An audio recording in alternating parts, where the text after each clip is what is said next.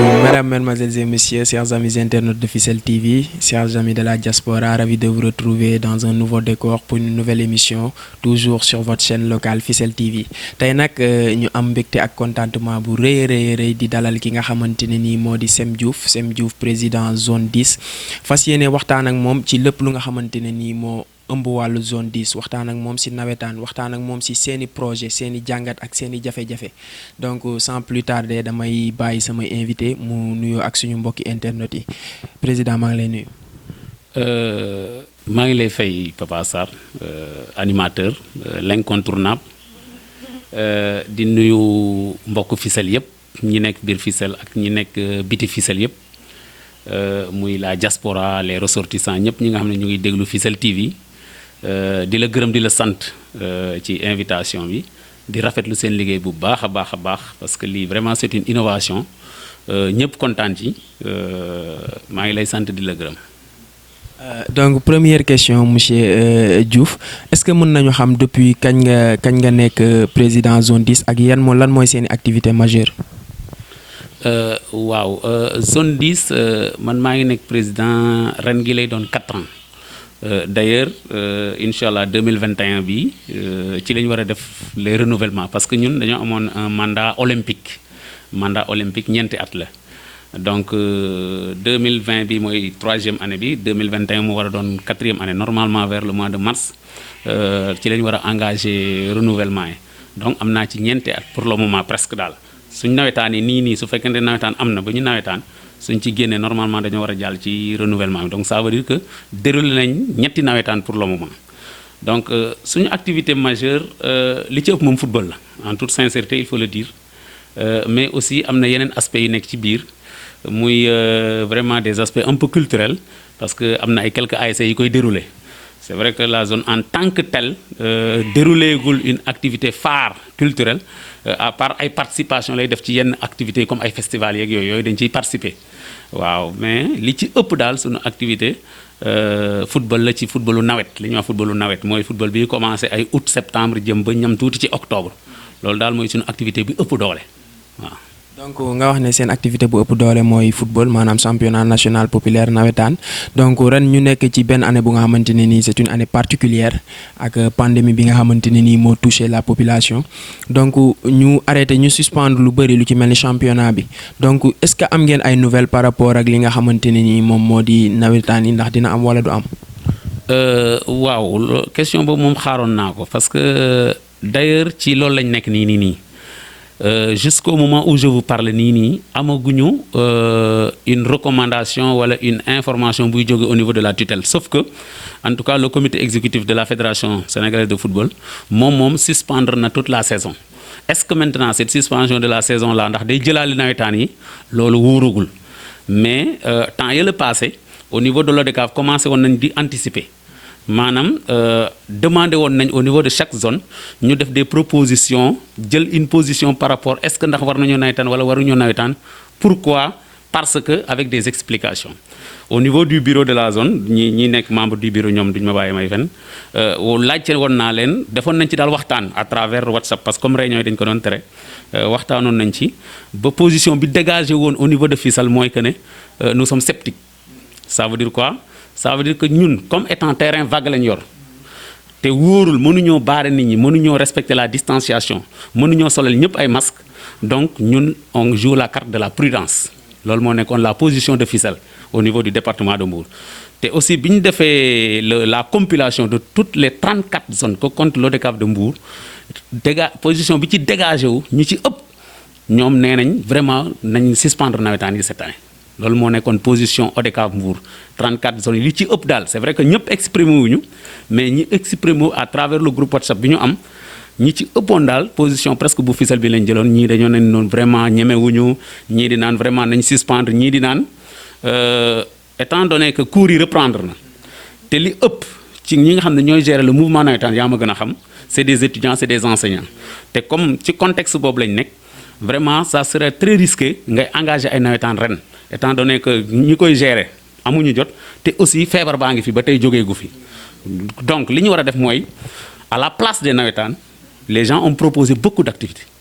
à savoir des activités de sensibilisation ñi jox des activités ay tournées di distribuer ay masques et cetera mais loolu aussi dafa am li muy laaj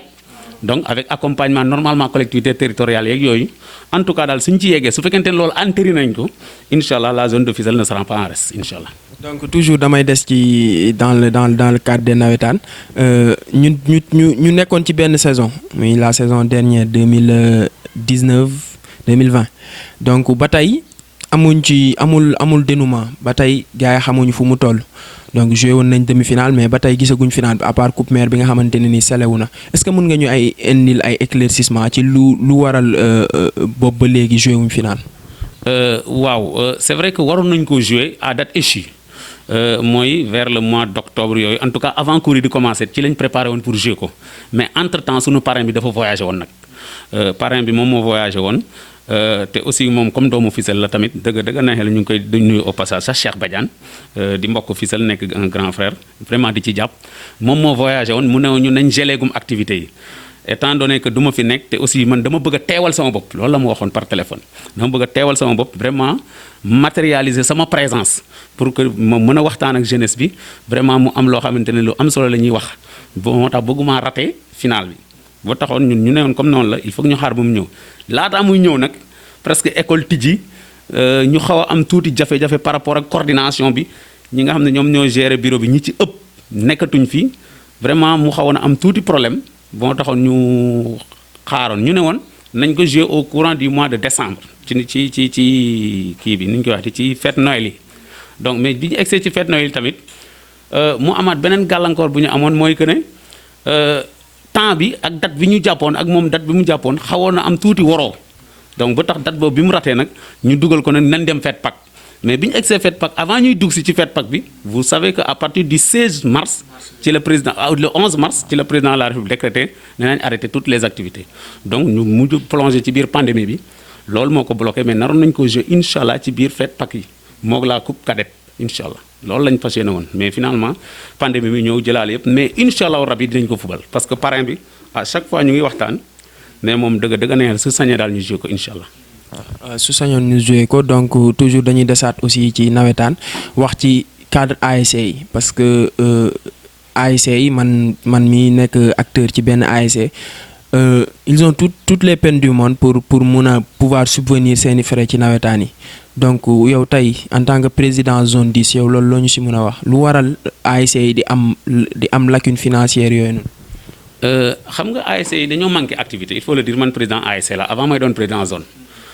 ASC ñoo xaw a manqué des activités génératrices de revenus te gis nga ASC soo ko bëggee yor wékk ko juste ci subvention loolu du dem ñun xam nañ ci dara yàgg nañ ci affaire yi vraiment depuis presque 2009 ñu ngi nekk ay président di jiite dugg ci bureau yeeg affaire demee noonu donc ça veut dire quoi ça veut dire que il faut que pour que ASC bi soit financièrement assise il faut que ASC bi am un projet d'activité de développement un projet d'activité génératrice de revenus boo xam ne moom moo ko mën a may xaalis loolu moo manqué ci ASC moo tax ñuy am toujours problème à commencer par man sama boss ak yow sa boss leneen li mooy accompagnement bi aussi day des au niveau du quartier c'est vrai que bon biir Fissel peut-être sax am na ASC yoo xamante ne vraiment suñ jógoon tey ne dañoo am match mën nañoo ramasser li ñu soxla mais am na ñoo xamante ne soit par manque de sensibilisation la soit par désintéressement de la population immédiate mooy population bi gën a jege soit aussi par comportement des dirigeants il faut le dire ba loolu day tax ba vraiment ASC bi duñ ko def seeni moomeel ASC bi nag su ma nekkee ci quartier bi alors que waa quartier bi defuñu ko seen yëfu bopp à chaque fois su amee problème su leen bëggee solliciter day am des doutes te saa yu amee des doutes pour solliciter ji quelque chose soit ñu am match wala mu am benn sortie bi mu war a def et cetera day am problème donc ce que je conseille à ce niveau mooy que ne il faut que ASC yi nekk des propriétés du quartier d'abord l'ASC doit être une propriété du quartier si l'ASC est une propriété du quartier su boobaa saa yu jógee quartier bi day xam ne lii suñu yëf la ñëpp ciy dugal seen loxo jàpp ci mais si l'ASC devient une propriété de 3 personnes 4 personnes 5 personnes déjà day am problème parce que ces 3 personnes 4 5 yooyu du ñu mën a subvenir à tous les besoins de l'ASC donc loolu day doon problème moo tax suñu ASC yi yëpp seen jafe-jafe loolu la donc intégration bi sensibilisation pour nit ñi xam ASC bi lan mooy ñan ñoo ko moom. beneen bi mooy que ASC bi aussi il faut que ASC bi aussi am des projets inhérents yoo xam ne ñoom mooy retourner waat ci biir quartier bi. Ça veut dire quoi? Il faut que l'ASC mène des activités allant dans le sens aussi de la propreté, de la sensibilisation au niveau du quartier. Maanaam il faut que ASC bi amal quartier bi njëriñ mais su fekkee ne ASC bi tamit dafiy nekk te amalul quartier bi njëriñ mais ñenn ñi nekk à côté dañuy naan waaye lii man dootuma ci def sama ñaar fukk dootuma ci def sama juróomi dërëm parce que ñii football kese mooy seen liggéey nangam ak nangam kon côté boobu tamit am na manquement entrant dans les fondements dans les causes du manque du déficit des ASC waaw. donc côté boobu am na certes am na mais est-ce que tamit aussi considéré woo que ni subvention yi ñuy octroyé ASC yi tamit dafa tuuti parce que des fois da ngay gis ASC yu nga xamante ne ni bon année bu nga xamante ne ni am na ASC bu nekk subvention yi bi mu génnee ku nekk 40 000 francs nga am est-ce que tamit aussi du ñu jéem comme wax mairie wala ñi nga xamante ne ni ñooy octroyé subvention ñu jéem a yokk seen loxo parce que tamit nawetaan dafa laaj frais. waaw d'ailleurs loolu mooy la principale source mooy subvention foofu laa commencé peut-être li ñu war a def te ñu ngi koy continuer di ko def à chaque fois yaa ngi dégg ci saa yu final amee même bi final bi passé ni coupe maire bi ñu ngi koy wax maire ba ren gii nii nuy tétee la pandémie vraiment jot nañ ay renseignements yu leer avec des preuves tangibles comme quoi que la subvention a été doublée 1 million bu ñu naan joxe vraiment yóbbu nañ ko 2 millions loolu moom ren dama xamul nag nawetaan ndax dina am du am wax naa la léegi ne on attend toujours les informations venant de la tutelle xamaguñ ci dara mais su nawetaan naroon a am ren incha allah subvention bi 2 millions na mais jusqu'à présent 2 millions dafa tuuti parce que tey soo xoolee Fissel ren bi ñu jógee nii 9 ASC ñoo compétir soo jëlee tey su doon nga jël 1 million bi mais suñ ko partagé fu nekk ne 40 000 am 42 000 francs zone bi il s'est retrouvé juste au franc près de ses matchs ça veut dire quoi? Ça veut dire que bi mu déroulé ces matchs il n'est resté 0 franc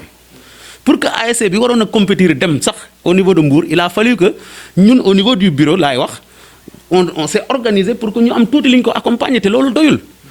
gis nañ ay zones yoo xamante ne saa yu ASC ba jógee normalement zone bi mooy génne lépp tout ce qui est frais moom moo koy accompagner bu dem donc première cause bi c'est vrai que c'est la faiblesse bon c'est la subvention qui est assez minime kooku mooy premier fondement bi deuxième fondement bi aussi mooy l'intégration de l'ASC dans le quartier donc yooyu ay sources la yoo xamante ne ñoom ñoo mën a génnee xaalis te première source bi collectivité locale moo ci mën dara deuxième source bi les dirigeants de l'ASC sont les premiers en tête ñi nga xam ne ñoom ñoo war a gérer loolu waaw. donc on peut se projeter dégg nañ ne mairie octroyé na benn somme pour ñu defar benn stade je sais pas foofu nu mu demee est-ce que mën nga ñu andil ay éclaircissement ci somme boobu noonu. waaw mairie alloué nañu une trentaine de millions bon 31 millions côté yooyu boo xamante ne c'est alloué pour la construction du stade municipal de Fissel c'est vrai ku ko dégg nag di nga xaw a naan est-ce que ndax mën na construire tout un stade mais xam nga un stade aussi dañuy naan ndar xëyul sotti donc mënoo jóg a jóg tout de suite nga am un stade à l'instar du stade Real Madrid loolu mënul nekk donc mais les débuts déjà c'est une bonne chose te loolu ñu ngi ciy saluer waa mairie bu baax a baax di ci remercier le conseil municipal avec à sa tête le maire loolu vraiment te ñu ngi koy commencer matérialiser parce que posé nañ ci des actes concrets yoo xamante ne ni dem nañ ñun ñii participer nañ ci muy la délimitation du stade ici fii ci ginnaaw Fissel tuuti vers xo yooyu soo génnee tuuti Fissel nii soo passé fii uul bi nekkoon donc à partir de foofu vraiment on a foofu un terrain de 3 hectares boo xamante ne c'est viabilisé en tout cas c'est délimité posé nañ borne yeeg yooyu ànd nañ fa commission bi ba ñu won ñu ko ba ñu teg borne yi ba fépp fi mu toll nii su ku fa yegg da nga xam ne terrain bii la ñu alloué pour le futur stade municipal avec un budget d'une 30aine de millions donc foofu lañ ci tollagum pour le moment. est-ce que tamit aussi waxtaan ngeen ak ay spécialistes pour xam peut-être 32 millions yooyu du moins ñu leen jox yan façon terrain ngeen si mën a am ndax day doon clôture kese wala day ànd ak tribune wala. waaw en tout cas ñun suñu sañaan au niveau du bureau ñu ngi ciy waxtaan suñu sañoon ñu am au moins une tribune boo xam ne mën na def environ 400 à 300 places au moins benn tribune ak benn terrain boo xamante ni dañ koy délimiter mu am vraiment les normes yi nga xam ne moom moo ci war avec la distance vraiment réglementaire d'un terrain avec les techniciens yi nekk sur place déjà am nañ koo xamante ne nii et je peux le nommer Diaga Kama qui est un arbitre vraiment fii un arbitre fédéral waxtaan nañu ak moom ba jour bi ñu jógee uniquement pour samp terrain bi moom vraiment il a les limites xam na lépp loo xamante ne nii war nañ ci terrain pour que distance yi mën a doon un terrain réglementaire boo xam ne mën na accueillir sax ay compétition comme ay football de ligue ak yu bëri demee noonu parce que actuellement looy def da nga war a sóoraale l'avenir mënatoo def un terrain boo xam ne c'est sur 70 mètres et cetera quelque chose comme ça wala 60 mètres non da ngay def terrain bu mat avec des poteaux yoo xam ne réglementaires déjà am nañ poteaux yi ba pare mairie ak octroyé ñoo ay poteaux déjà poteaux yi sont déjà sur place mbaal tamit am nañ ay mbaal yoo xamante benn partenaire moom moo ñu ko may moom lañ fubale woon sax final coupe maire bi su ngeen gisee keroog donc mais yooyu yëpp mën nañ ko gën a defaraat ba technicien boobu nga xam ne mooy Diaga Kama moo ñu ciy jàppale ak ñeneen ñi nga xam ne aussi collectivité locale ñàkkul mu ngi waxtaan ak ay nit yoo xam ne su jour ba keroog jotee suñu waree samp vraiment en tout cas duñ ci am benn problème daal incha allah rabbi donc wax nga sànq ne projeté wu ci avenir donc ñu seetlu que ni Fissel dafay am ay lacunes à chaque fois que su génnee dem ay phase départementale wala mu dem yeneen tournoi à l'extérieur donc tey yow pour yow faay boobu noonu ci fan la nekkee. waaw faay bi quelque part am na au moins stress un peu de stress il faut le dire parce que le stress du déplacement d'abord. Le fait que ngay football fii terrain di gis toujours les visages qui te sont familiers nga tëb a tëb nag dem stade boo xamante ne am na gazon et cetera te dëgg-dëgg aussi suñu joueurs yi am na ci ñoo xam ne d'accord ñu ngi football ci ay gazon mais c'est pas tout le monde donc nga tëb a tëb dem tribune bi fees nit ñi féete kaw di yuuxu ak déplacement bi ak fatigue bi tamit ak aussi les conditions de convocation nga xam ne ñun dañ koy xeex au niveau de l'ODCAV yooyu yëpp c'est des paramètres yoo xam ne ñoom ñooy bloqué fu équipe biy jóge au niveau de la base muy Fissel Thiadiaye et cetera ay jas ay kii ay Sindia donc yooyu convocation yi aussi il faut muy teel nit ñi mën a préparer wu mais aussi le fait que ñuy football pourquoi toujours ñuy footballer au stade Caroline Faye pourquoi pas ne pas jouer à Thiadiaye et cetera les phases départementales donc facteurs yooyu ñoom ñooy tax ba en général équipe yi jóge fii saa yi ñu fa demee souvent vraiment nit ñi ñibbisee du neex waaw te loolu yow war nga cee jàpp keneen wax ci pour que dans l'avenir qu'on puisse véritablement délocaliser les matchs de phase départementale parce qu'on dit le département quand on dit le département donc le département ne s'arrête pas à Mbour commune donc mën nañoo jouer ji à Diass à Thiadiaye à Nguéniène à Joal il y a des stades qui sont là-bas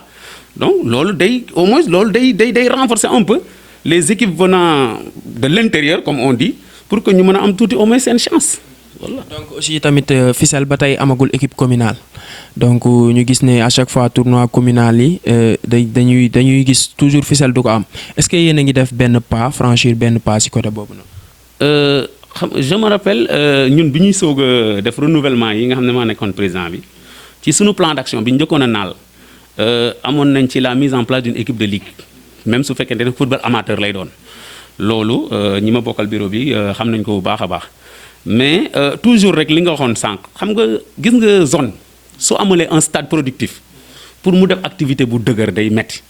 parce que toujours subvention rek ngay yaakaar te subvention su ñëwee gis nga ni ñu koy waxtaane dañuy teg sur la table ñu waxtaan ak ASC yi nangam donc ça veut dire que loolu yëpp problème de moyens kese la mais les esprits sont là ñi ko mën am nañ fi ay ñoo xamante ni vraiment xam nañ ci dara ils sont prêts à mettre des questions d'argent des questions de moyens donc ba tax na man foofu lay lancer appel pour que nit ñi yéen Fissel TV keneen ak keneen pour que ñu jàpp suñu gisee des partenaires ñoo xam ñoom ñoo ñu mën a accompagner pour que Fissel au moins ait une équipe boo xamante ne day footballer au niveau du championnat professionnel ñun loolu en tout cas suñu ambition la bëgg nañ ko te suñ sañee incha allah dina am bëgg nañ ko lool dëgg mais nag amagul à l'heure où nous parlons vraiment amagul mais déjà li nit ñi di commencer di def di jouer ji à l'extérieur un peu di def des équipes communales nii ay tournois je pense que foofu lay démarrer te loolu suñ ko gën a réfléchiraat gën a toogaat defaat ay waxtaan ñun ñëpp ñu war a toog normalement ku nekk indi expérience am ak sa xam-xam ak sa tuuti normalement war nañoo dem ci côté boobu. ok donc tey boo ñu doon wax difficulté majeure bu nga xamante ne ni zone 10 am na ko lan la. benn bi mooy les difficultés financières wax naa la ko léegi zone 10 ci subvention rek la wékku à part subvention peut-être les membres du bureau de temps en temps yu ci bëri suñ toogee ñun ñooy xool suñu biir comme yàlla def na peut-être ñenn ñi ay enseignants la ñenn ñi vraiment doon leneen di ci dugal seen loxo. donc difficulté majeure bi financement la beneen difficulté bi moo nekkoon le terrain donc gis ngeen terrain bi fi mu situé woon mais loolu mën nañ wax ne pour le moment vraiment ñu ngi ciy franchir un grand pas foofu ak accompagnement sous-préfet tamit kooku ñu ngi koy gërëm bu baax di ko sant gis nañ moom aussi c'est un acteur du mouvement nawetaan xam naa ko bu baax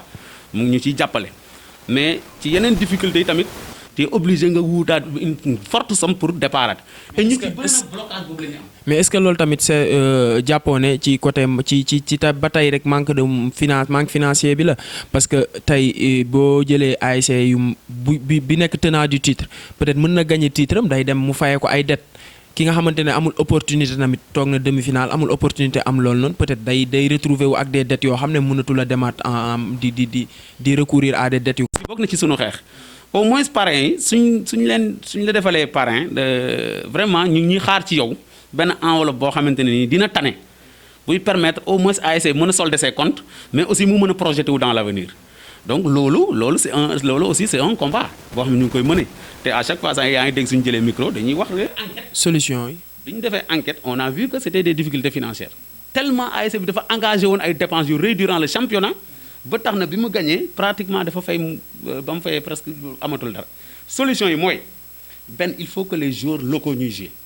benn il faut que l'ASC soit de l'affaire du quartier xam nga soo waxee l'ASC soit de l'affaire du quartier ça veut dire que nit ñi nga xam ne ñoo nekk ci quartier bi juddoo ci quartier bi ngànk ASC bi téye ko di ci fubal mais soo bëggee yore ASC ba pare di jëlee ay joueurs fu kenn xamul à chaque fois soo ci bëggee def 4 à 5 matchs mais bonjour les frais te loolu day impacter inéluctablement day impacter ci sa financement au niveau soo demee ba gagné donc ça veut dire que soo fayee say transport ak yenn joueurs yi ngay déplacer ak yooyu mais tu risques de ne pas venir l'année prochaine donc loolu mooy la première solution il faut que l'ASC soit une ASC du quartier mais il faut que aussi ASC bi naal un projet boo xamante ne parce que c'est pas le projet de la zone mais chaque ASC doit avoir son propre projet boo xam ne moom moo koy permettre soit tool lay doon ñu béy ko wala leneen ak leneen vraiment wala ñu en tout cas suñu toogee ñoom xam nañ ñu defar loo xamante ni dina permettre que ëllëg ak si biir ñu mën cee gagner dara pour que mën a am une assise financière il faut que l'ASC ait une assise financière pour pouvoir survivre si l'ASC n'a pas d'assise financière l'ASC ne peut pas survivre longtemps l'exemple est là am pagay ci ASC ne fii moo tax da ngay départ avec 15 ASC tu te retrouves avec etc 12 9 11 13 etc nous sommes à 9 actuellement donc loolu c'est un problème et pour que loolu mën a ñàkk ASC bi day am une assise financière consistante moo koy permettre mu mën a dund voilà. D'accord merci beaucoup mais est-ce que mën nga ñu jox peut-être benn date bu nga xamante ni wala benn durée pour l'ouverture du moins du stade. waaw moo loolu nag da nga ne ko ma koy may loolu moom du ma ci mën a prononcer gum. c'est vrai estimation quoi. waaw en tout cas suñu sañoon nawetaan yi di ñëw ñu fubale ko foofu parce que li ñu xam au niveau de notre information parce que il faut parler en termes d'information li nga am li ñu am ci information mooy quoi que le marché est lancé ki ko war a construire marché bi lancé nañ ko je pense que même dépouillement bi def nañ ko te comme def nañ dépouillement desatul dara donc le financement était déjà bouclé desatul lu lancer les travaux pour que vraiment su fekkente woon ne mbas mi nekk fi je pense que ren waroon nañ fa au moins ñu fubale sur un terrain clôturé au moins un terrain clôturé après tribune bi soog a ñëw pour les années à venir et cetera waaw incha allah. donc d'accord mu nekkoon tey suñu invité monsieur Sem Diouf nekk président zone 10 depuis 4 ans ñu am mbégte nag ak contentement bu rëy waxtaan ak moom ci li nga xamante ne ni moo di wàllu activité nawetaan yaakaar naa ni lépp wax nañ ko yaakaar naa ni tamit lépp def nañ ko aussi xanaa bàyyi ko rek bu fekkee am na lu mu siy yokk avant ñuy tëj émission bi. waaw li ma ciy yokk mooy d'abord gërëm la yow Papa Sarr gis naa li ngay def en dehors de tout ce qui est activité de football yow tu es capitaine d'ASC maa ngi lay siiwal nga baal ma mais à part loolu gis naa li ngay def biir Fissel di gërëm aussi sa vraiment ñi ŋànk Fissel TV yëpp ci liggéey bi ñuy def te di leen encourager bu baax a baax parce que c'est pas facile je sais que c'est pas facile c'est des frais te en général souvent sax da ngay woo nit mu lay naan tey suba ginnaaw suba et cetera donc en tout cas le projet là yàlla na mu doon télé boo xamante ne day taxaw ak antenne am vraiment ñëpp di ci bénéficier wu loolu mooy kaddu ngërëm yi di gërëm aussi sa patron bu baax a baax c'est un ami vraiment di ko gërëm di ko sant di gërëm njaboot gi yëpp di ñaan yàlla mbas mi nga xam ne moom moo bloqué réew mi bloqué àdduna depuis le mois de décembre ba tey yàlla jële ko fi pour que nit ñi mën a dellu ci seen sago liggéey bi mën a doxaat activités yi mën a doxaat c'est vrai que ubbiwaat nañ les frontières et cetera yenn yi yenn ñu tëjandeekuñ ko mais li gën daal mooy mbas mi jóge fi su fi mbas mi jógee daal dañuy dellu sax li ñuy hésité ni nawetaan dina am wala nawetaan du am yëpp ndax nawetaan dina am wala du am mbas mee tax rek mais su fi mbas mi nekkul kon heure bii nii gaa ngi commencé sax ay tirage parce que xam naa ne Mbour moom vraiment c'est une grande zone de nawetaan waaw Mbour fait partie aussi côté boobu tamit aussi ma jot benn information que ni réaffiliation yi ak démission yi yooyu yëpp tijji nañ ko. waaw loolu xam nga c'est l'aspect formel l'aspect administratif moom am na xam nga nawetaan dafa am deux phases il y a aspect administratif ak aspect sportif aspect sportif donc aspect administratif bi day démarrer le 15 bii nii incha allah muy affiliation réaffiliation démission mais yooyu aussi je vais utiliser votre canal pour lancer information bi que day dem ci digitalisation ça veut dire quoi ça veut dire que lépp c'est sur la base d'une plateforme lañ koy defee je pense que au niveau de l'ODCAV de Mbour ils vont convoquer une formation pour que ñu mën a former les secrétaires des ASC en tout cas et les secrétaires de zone pour que ñu mën a defar loolu noonu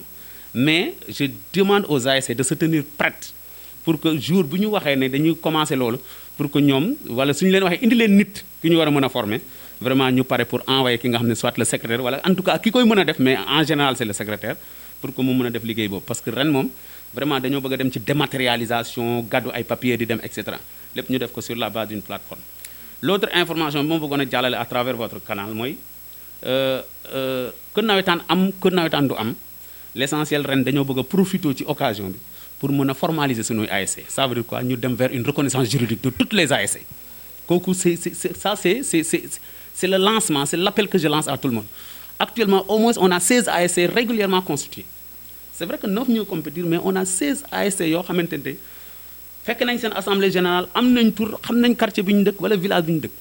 donc ñooñu ñëpp woo naa leen téléphone seen président ñenn ñi ma envoyé leen message ñenn ñi ma jaar ci groupe WhatsApp bi wax leen que nañ constituer le dossier pour que ñu mën a engager la procédure de reconnaissance juridique de toutes nos ASC loolu moom dañ ciy profité te yéen tamit bëgg naa saa yu ngeen di wax ngeen koy fàttali nit ñi waaw incha allah bëgg nañ ko daal que nawetaan am mu ñàkk am yëpp bëgg nañ ren suñu ASC yi balaa en tout cas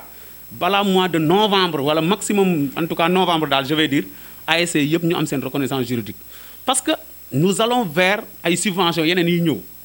te fi ñuy jëm mooy que ASC bu amul reconnaissance juridique tu risques de ne pas bénéficier de subventions te comme loolu xam nañ ko dégg nañ ko kon war nañoo tenir prêt pour que ñu mën a dem dans cette dynamique là donc di leen gërëm di leen sant bu baax a baax a baax vraiment kontaan naa ci invitation bi ça nous a permis de véhiculer beaucoup de messages donc on reste en contact di travailler ensemble ñun ak yéen ñoo far comme on dit yàlla nañu yàlla suturaal. yàlla nañu yàlla suturaal donc voilà les mots de la fin ci émission bi nga xamante ne nii moo di leeral tey nag yaakaar naa lépp lu nga xamante ne nii lëntu woon na ci seeni bët ci seeni nopp tamit aussi lépp leer na di leen wax ne rek nii lay demee saay su ne ci yeneen i émission ngeen ñuy gis ci yeneen i décor aussi ci yeneen i invité lépp rek ngir askan wi xam li nga xamante ne nii mooy dox ci biir dëkk bi donc di leen jox dig daje prochainement ci yeneen i contexte leen jox dig daje aussi ci yeneen i invité toujours sur Fissel TV nee naa leen fii rek la chaîne locale Fissel TV à la prochaine.